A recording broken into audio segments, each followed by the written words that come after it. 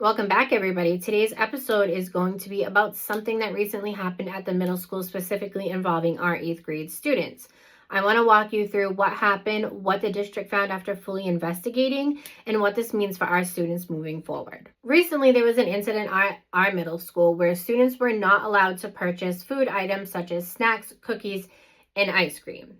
This was done as a group consequence because of the behavior in the cafeteria. Students who were involved were affected, but students who were not involved were also affected by these decisions. After some parents came forward and let me know what was going on, and some students also expressed concerns, I reached out to the school principal based on the policy of student development and fairness regarding group punishment. I was very unsatisfied with the response at the school level, which led me to escalate this to central offices, and I requested a district level review. The school district then launched an investigation into what was going on. Dr. Barbara Starkey sent it over to Mr. John Higgins, and he headed up the entire investigation in communications with me, collecting his evidence and speaking with the school. I have the final report here, so I'm just going to read it to you. All right, so this is the report. I'm going to read it to you word for word. It is kind of lengthy, but it gives out a lot of information and it's really helpful. So it says, on April 13, 2026, a district level review was received from Mrs. Kaylee Cavallo, a parent of a Freetown Lakeville middle school student. The request was in response to an alleged incident on April 9, 2026, in which the Freetown Lakeville Middle School did not allow 8th grade students to purchase snacks, cookies, or ice cream as a collective disciplinary measure resulting from group behavior during the lunch periods. The request included 1. A review of the incident at district level. 2. Written clarification of the district's position on the use of group punishment in schools and whether food, including competitive or snack items, may be withheld as a disciplinary measure.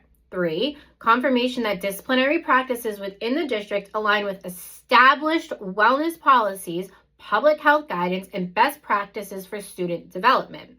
And 4, a copy of the district's current local school wellness policy included any related procedures or guidelines governing the use of food as disciplinary measure. It is alleged that on April 9, 2026, during the 8th grade lunch period, that the Freetown Lakeville Middle School principal restricted the 8th graders' access to snacks, cookies, chips, or ice cream during the lunch period as a punishment for collective behavior of the students in the cafeteria. The findings. There had been an increase in student movement and roaming by 8th graders in the cafeteria during the designated lunch periods. The increase in movement had created additional behaviors such as throwing small bits of food across the cafeteria. The lunch period for 8th grade students on April 9, 2024 was during the scheduled second lunch period.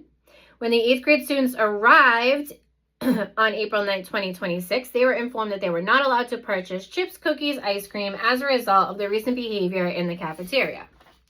Students were able to receive, as part of the free lunch program, the daily hot lunch, which was dumplings and rice, pizza, hamburgers, cheeseburgers, sandwiches, salads, and chicken patty sandwiches.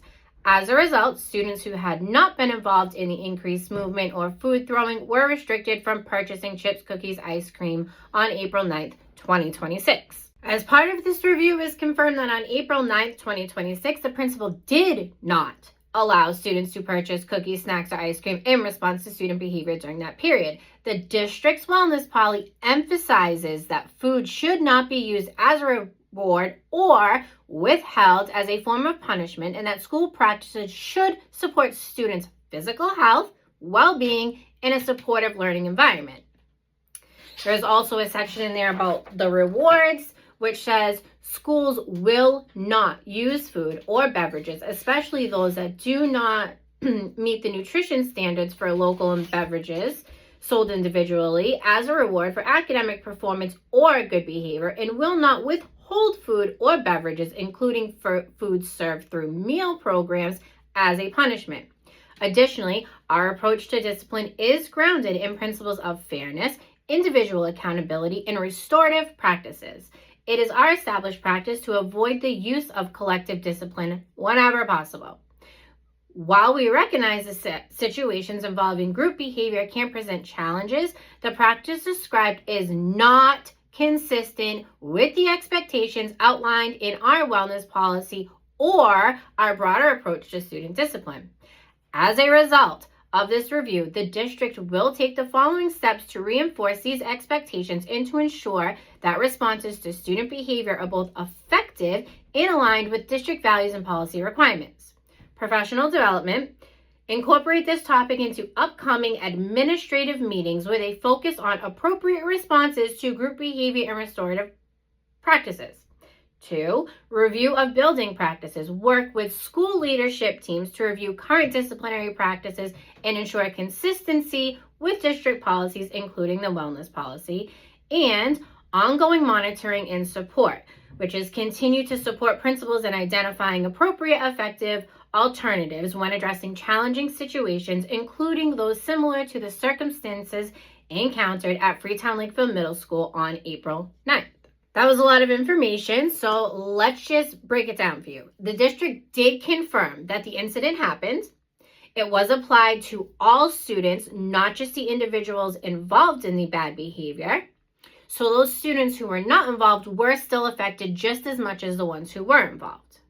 And they clearly stated that this practice is not consistent with that policy. So this situation and my request into the investigation of what happened is bigger than just that one day.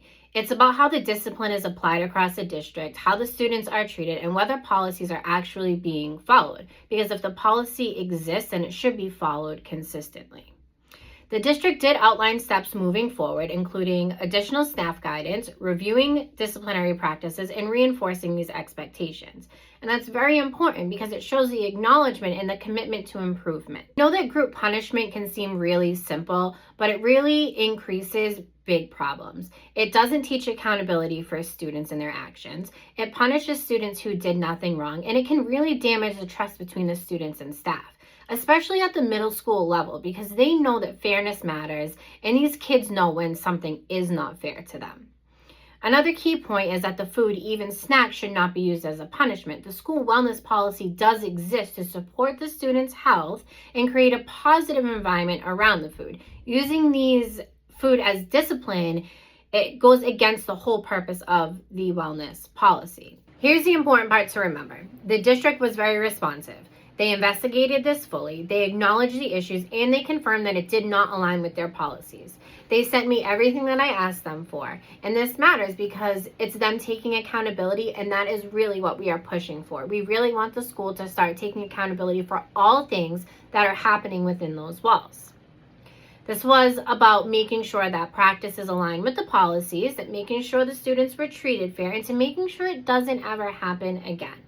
So my advice is to pay attention, ask questions, and to get familiar with all of your school policies. Because sometimes things don't happen to fully align with those policies, and when they do, it's okay to speak up about them. I'm going to continue to stay engaged, stay informed, and keep advocating for these students. I really appreciate the school working with me on this, and I appreciate you all listening to what really happened that day.